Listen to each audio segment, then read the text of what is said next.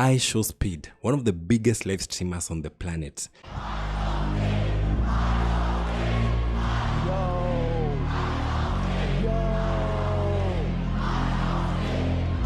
Now imagine this. A sitting president of an African nation personally inserts himself into IShowSpeed's stream. Ruto. Who is Ruto? Not to promote culture, not to promote tourism, but critics argue to quietly promote his re-election bid.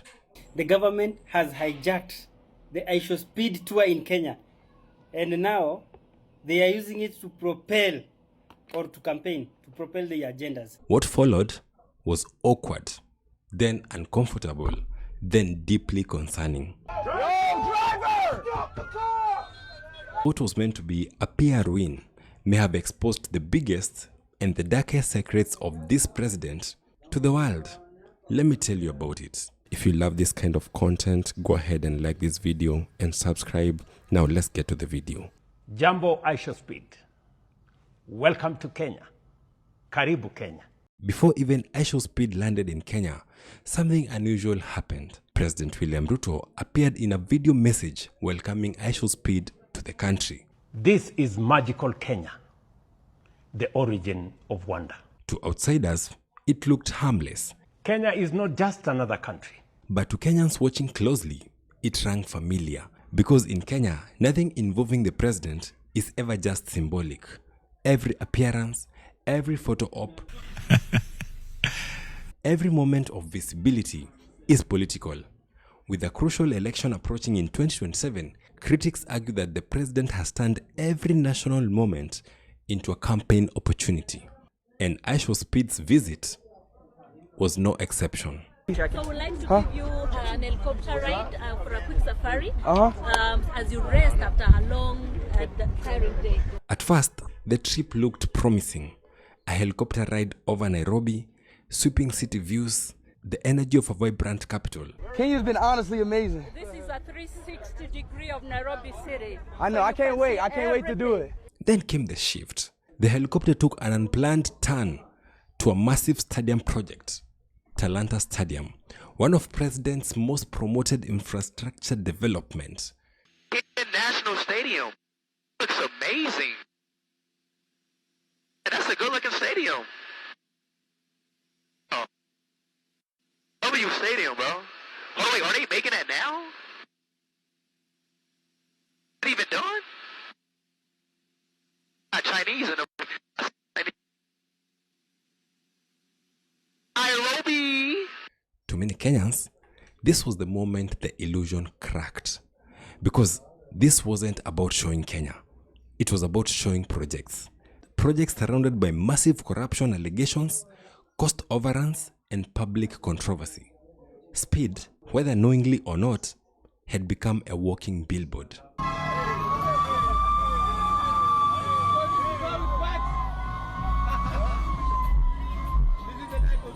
Then came yet another uncomfortable moment of the stream. Speed was ushered into a matatu, a local bus, a culture symbol, yes. Everyone who comes to Kenya has to get into a matatu. Tick. But this was no ordinary matatu. They say it is linked to the president's son. And where was the destination?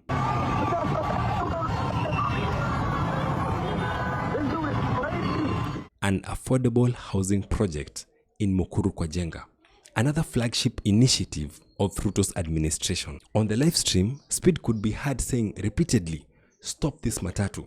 Pull over, pull over. Pull over, pull over, pull over. Simply because he didn't seem to know where he was being taken. Viewers watched in real time what was supposed to be a simultaneous stream become a tightly managed itinerary. To critics, this crossed a line. This was no longer exposure. This was manipulation. Nakuangaliaga hivi nashindwa kama uko na akili. Nakuangaliaga hivi unashindwa kama hadi uko na test. But here is the part that angered many Kenyans the most. Kenya is breathtaking. White sandy beaches in Diani and Kilifi. Huwezi kuishi dogo wangu. Mimi nakujua mdogo wangu huwezi fika. Wildlife parks, including the only national park inside a capital city. I sighted my first lion hunting in Nairobi National Park and I was in utter shock. First, because this is a national park that is right in the middle of a capital city, literally 15 minutes from downtown Nairobi. Kenya has a rich culture, music, fashion, food, but none of them took the center stage. Instead, the world saw political projects, controversial developments, and carefully curated government optics. Sasa amebebwa sijui amepelekwa affordable housing gani. Nimeona hadi Dennis Itumbi yako live. They planned well. Hadi wale wengine sijui wamelipwa wamefanya nini. Sasa hizi anatumika sijui kufanya nini. They know the world is following. And now they want to create a very good perception of what the government is doing in the country. To critics, the message was clear. Tourism was secondary and Ruto's re-election was primary. Go, Kenya, 48 million subs, man. Woo! Can say hi to our president, Mr. Ruto? Ruto? Who's Ruto? Yes, my friend. Yeah. Yes. You're the president? Yes. Damn, bro. Yes. Sasa, I have seen you pull crowds, eh? Yes. Sasa, nilikuwa nataka 2027. Woo! Woo, woo, woo! Damn, bro. Sasa, I'm chilling with the president of Kenya. Woo! 2027, kuna come. H.R. Woo, woo! H.R. Woo, woo! But this is not about IShowSpeed, and it's not even about Kenya. It's about a growing global concern where governments are leveraging on independent creators to louder political narratives. Majama, mimi menibulanda. Atukubali. Jana, Gava through Magical Kenya, walipiga hesabu. Moja noma sana kwa nini kutumia IShowSpeed. Speed didn't request to see the president. The president came to Speed. Jambo IShowSpeed. Speed didn't even ask to tour state projects. They were placed in his path. This wasn't collaboration. It was co-option. Yes. This is about to be... So we'd like to give you an helicopter ride for a quick safari. When state begins to infiltrate independent media spaces, especially those trusted by young audiences, democracy itself is at risk. Siwapeleke kwa zile kaburi ambazo watu wenye waliuawa wakati wa Gen Z walizikwa. You see, the Kenyan youth are angry, politically aware, and digitally mobilized. They also love IShowSpeed.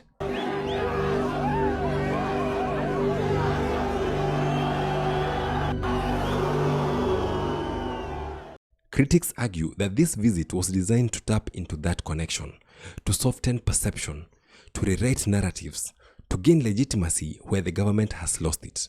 But the gamble failed. Ruto? Who is Ruto?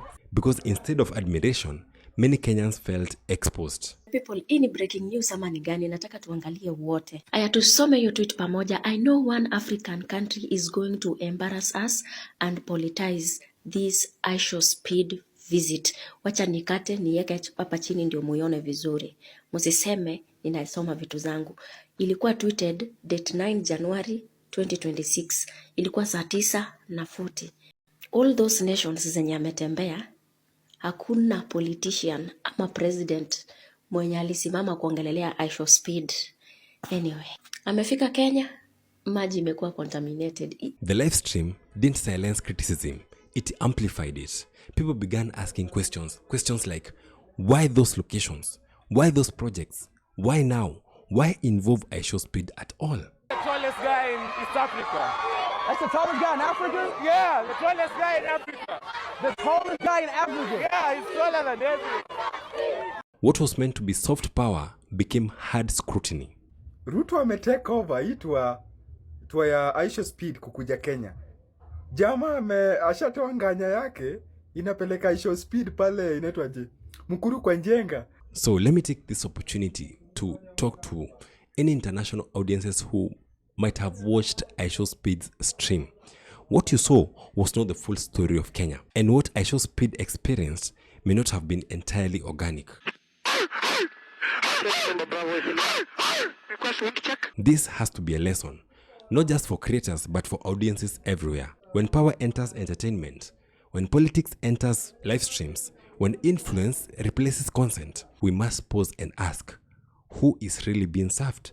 Because in this case, many Kenyans believe that it wasn't the people. I don't know how much you paid him, but if you paid him, I'm sure you paid him good money. Kenya cannot be a marketing campaign. It is a country with citizens, struggles, and truths. And no live stream, no matter how viral, should be used to hide that. Subscribe.